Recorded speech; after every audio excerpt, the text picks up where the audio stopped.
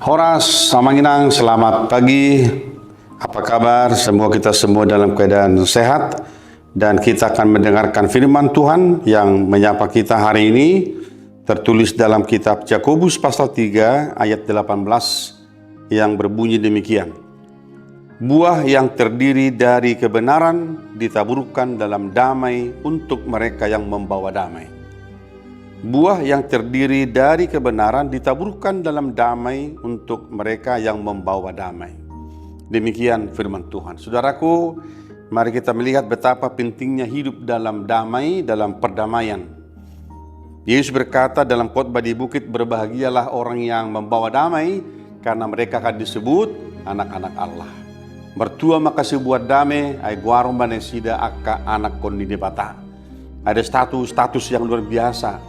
Ada satu kebanggaan kita kalau kita menjadi pribadi yang menjadi pembawa damai dalam kehidupan kita. Saudaraku, ayat 18 ini merupakan penutup dari pasal 3 secara khusus dalam ayat 13 sampai 18 yang berbicara tentang hikmat yang dari atas.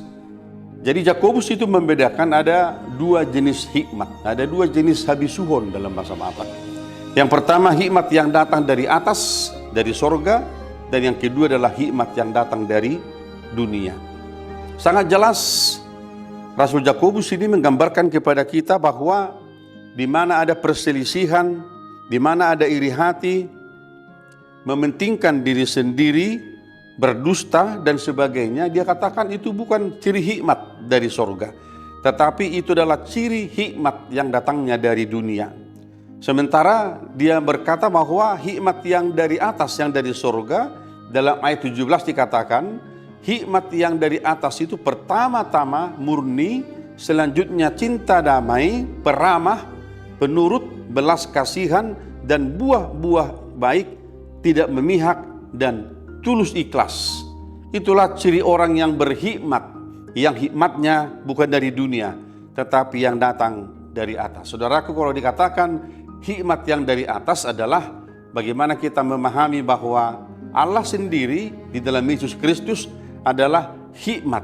Jadi Yesus Kristus adalah hikmat Allah yang telah datang kepada dunia.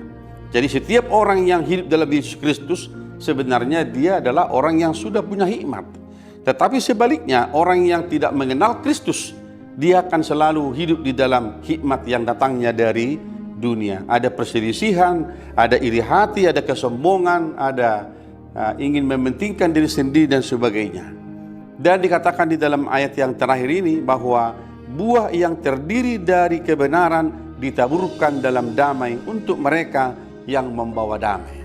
Jadi saudaraku, orang-orang yang membawa damai itu memang di hatinya sudah ditaburkan oleh Allah bibit daripada damai itu, karena mereka adalah orang yang memiliki hikmat surgawi. Jadi kalau orang yang hidupnya di dalam hikmat duniawi ini, hatinya itu tertutup untuk damai yang dari atas. Dia akan selalu melihat dari sisi kepentingan. Kalau dia melihat ada kepentingan berguna bagi dirinya, dia membuka pertemanan. Tetapi ketika tidak ada lagi kepentingan, dia akan menolak, akan menutup pertemanan dengan orang lain. Jadi kalau kita percaya bahwa Kristus adalah damai yang datang dari surga ke bumi ini, maka setiap orang menerjemahkan kata damai itu di dalam apa yang dilakukan Yesus dalam pelayanannya. Dia mengasihi semua orang, dia menyembuhkan orang sakit, dia memberi makan orang yang lapar, dan dia selalu memberikan hidupnya untuk orang lain.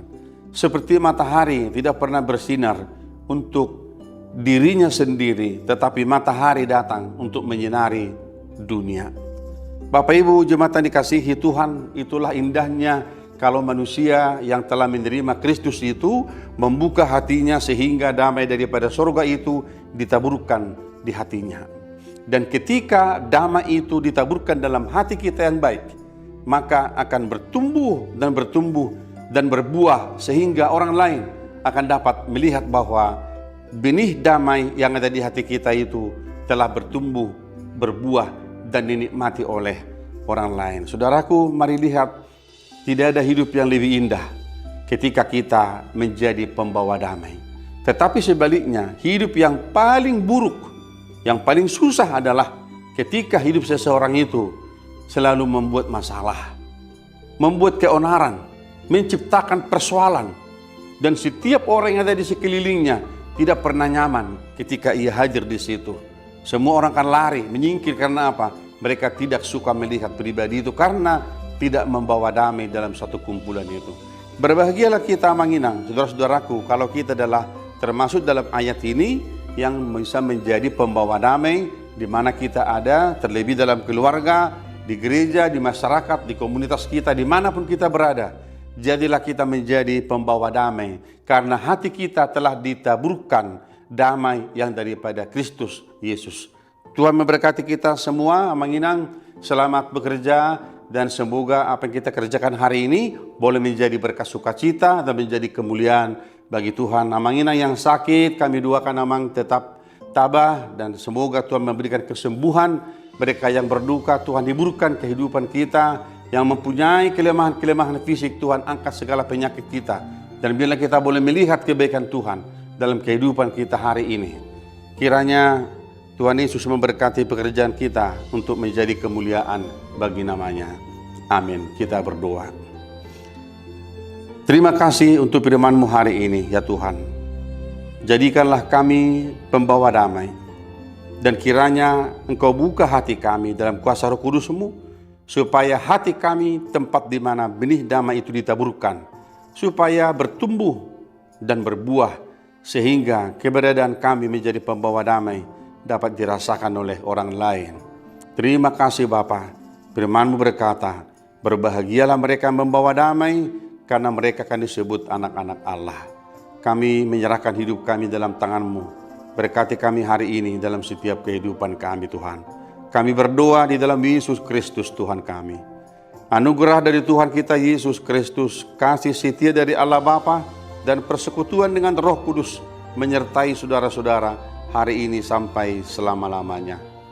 Amin.